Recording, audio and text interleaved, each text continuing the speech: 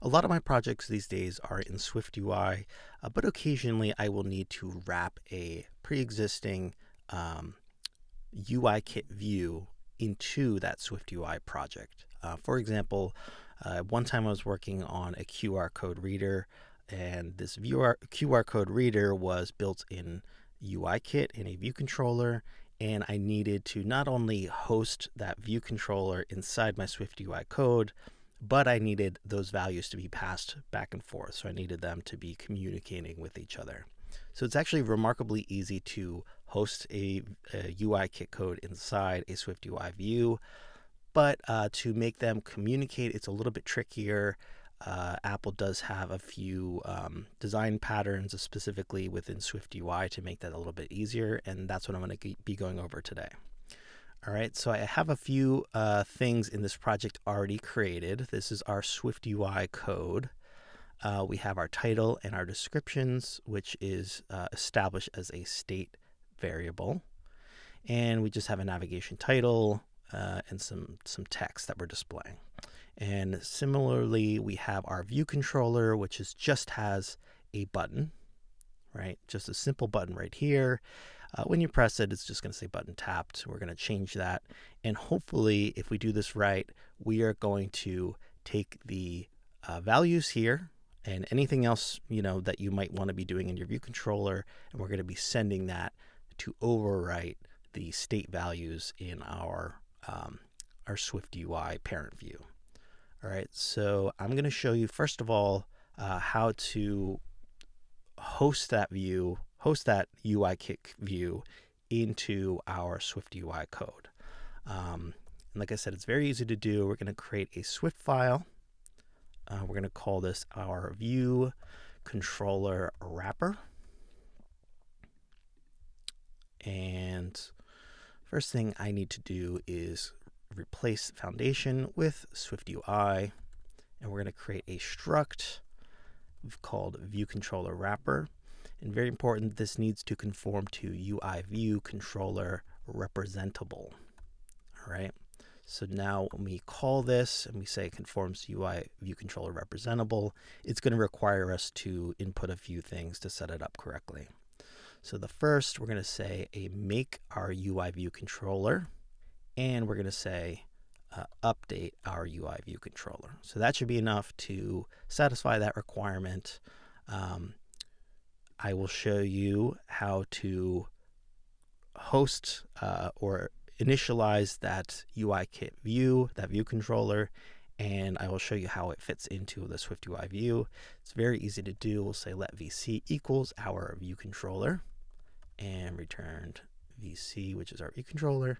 This I'm going to leave empty for now, but you should be able to see in our content view, now we can actually call that view controller.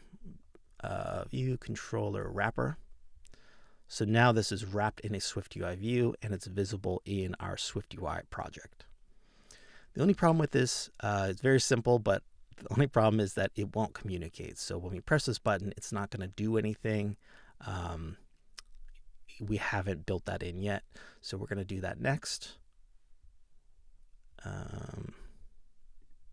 And to get started on that, we're going to need to pass in the state values as binding values in order for them to have any way to communicate with each other at all. So we'll say binding var title is a string, and binding var description is a string. We'll go back to our SwiftUI view and we will fix this. We'll pass this in as a binding property and binding right there. So now we have our binding values right there. Now, before we write our coordinator, which is SwiftUI's design pattern for communicating with delegates, which are UIKit's version of basically reporting events to the rest of your code that something has happened, triggering events. We're going to create a protocol. So we'll say protocol view controller delegate conforming to any object and we're going to have just one function here. We're going to create func did change values, and we're going to have our title, which is a string, and our description. Description is a string. And within our view controller, we're going to run this function whenever we want those values to update. And then that will overwrite our binding values that we've established here in our wrapper. Okay, so now we're going to create the coordinator, which, like I said, this is SwiftUI's pattern for communicating with delegates. So we'll say class a coordinator. Coordinator, did I spell that right? Coordinator conforms to NS object and the new delegate protocol that we established down here, view controller delegate. And within this class, we're going to basically create our parent, which is going to be our wrapper. So we're going to assign it to itself, basically. We'll say private var parent is a view controller wrapper, and we need to initialize that. We're going to ignore this name because we don't need it. So we'll say self.parent is equal to parent. And we also, to conform to this, we need to include our function that we established here. We'll say did change values, and we'll say self.parent.title. That's not right. Title is equal to our title. And similarly for description, self.description is equal to description.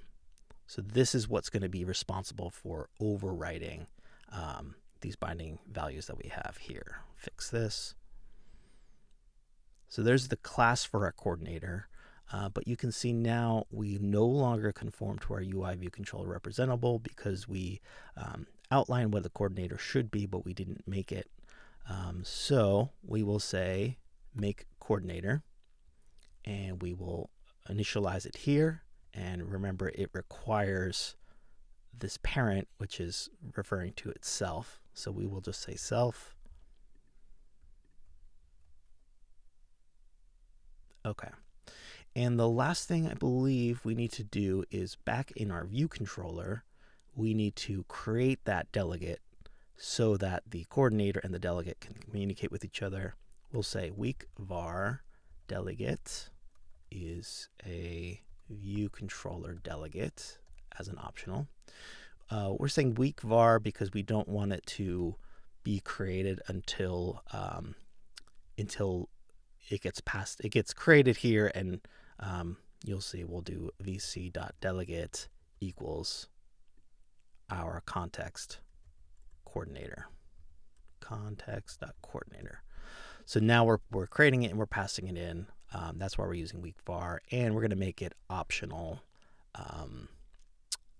just so that we don't have to initialize it when we create it in the first time. All right, so we're going to get rid of this button tapped print statement here, and we'll actually be able to call that delegate. We'll say delegate if you're there, because it's optional.